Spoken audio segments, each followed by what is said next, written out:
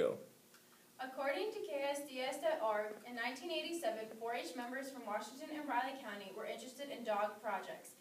They soon discovered that the Midwest had few assisted dog placements, so they began shipping in dogs from Ohio. Kansas became one of the leading service dog training facilities. I understood that service dogs were important to our society, but did not realize their full potential until the narcotic dog was introduced to our school.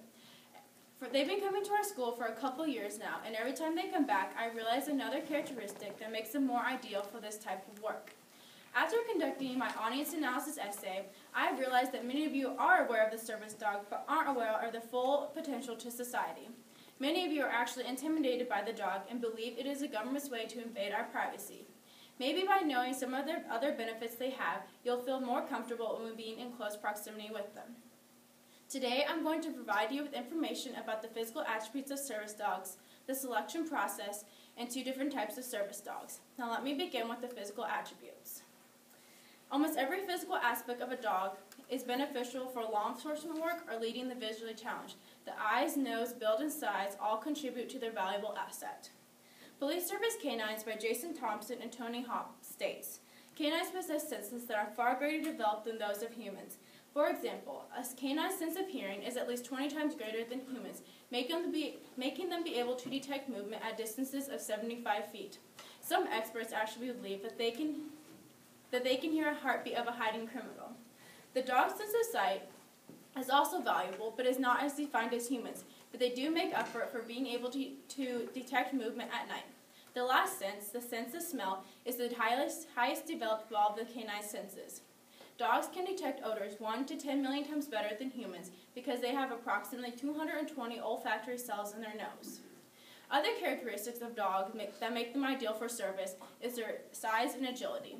Larger breeds, like the German Shepherd, can reach an average speed of 30 to 35 miles per hour, and their size can also make them jump and crawl through the smallest of openings. All dogs possess these physical qualities, but all are not qualified for passing the selection process. The selection process consists of 3 stages.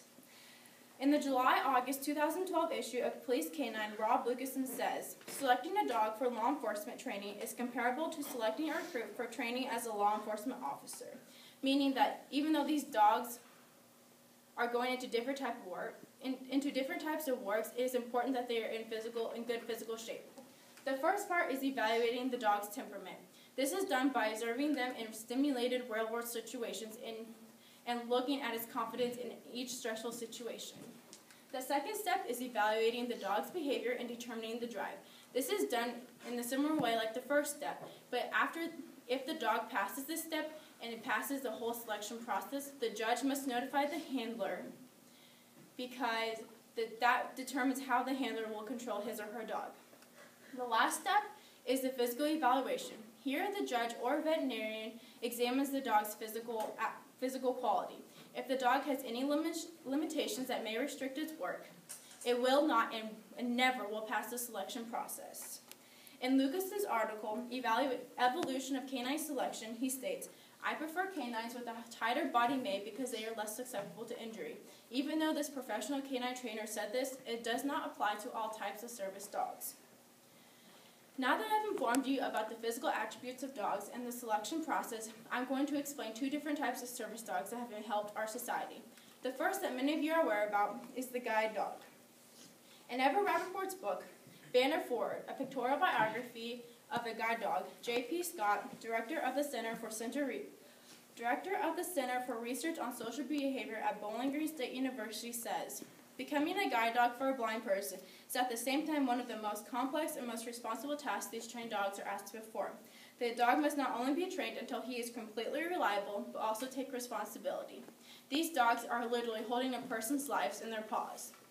A couple in my community has been training guide dogs for many years now, and after researching the training process, I've come to the conclusion that it takes special people to dedicate their time to the training process of guide dogs. The blind people that do get the opportunity to have these guide dogs are very grateful because they can gain back some of their independence. The second dog that I'll talk about today is the narcotic dog, or more commonly known as the drug dog. These drug dogs are trained to sniff out narcotic substances like marijuana, methamphetamine, heroin, and cocaine.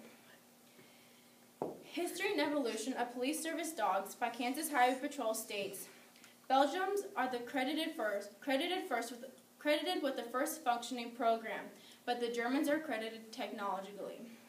In the September-October 2011 issue of Police Canine, an article entitled Professionalism, A Handler's Responsibility, talks about how a handler and dog team must display the utmost degree of professionalism because many are intimidated by the dog. The handler must know how to control his or her dog and still work at the degree they are both capable of. As I stated earlier, my school has been introduced to the drug dogs, and it has controlled the drug use. I would encourage other schools, if not doing so already, to use this method because it does work. These are just two different types of service dogs that I decided to explain today, but there are many more. Today, I provided you with information about the physical attributes of dogs, the selection process, and two different types of dogs. As I stated in my introduction, many of you were actually intimidated by the dog. By now, I hope that those of you who believe that will take in consideration that these dogs are just trying to help everyday life. Service dogs are spectacular creatures that are here to improve everyday life, and I hope the next time you see a service dog at work, you take a minute to thank them silently for all the work that they have done.